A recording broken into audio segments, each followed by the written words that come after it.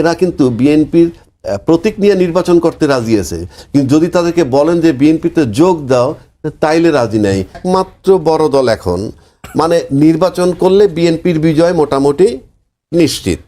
তারপরে নির্বাচন দিতে হবে জন্য অত বড় চ্যালেঞ্জ আমি করি না, বাট আমার তো দেখা আছে সেখানে তাদের বিজয় মোটামুটি নিশ্চিত।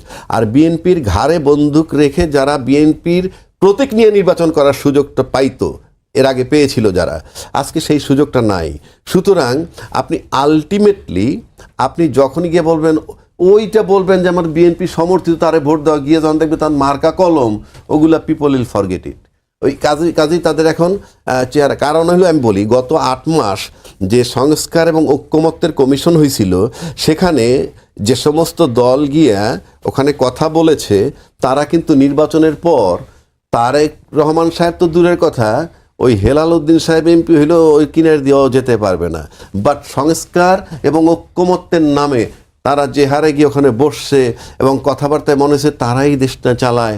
কিন্তু এখন হয়ে গেল, যখন প্রতীকটা পাচ্ছে না তখনই তারা এখন নিরাশ হয়ে যাচ্ছে।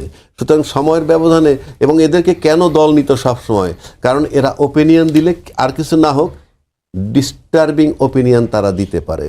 এবং এরা কিন্তু বিএনপির প্রতীক নিয়ে নির্বাচন করতে রাজি আছে, কিন্তু যদি তাদেরকে বলেন যে বিএনপিতে যোগ দাও তাইলে রাজি নাই। কেন রাজি নাই?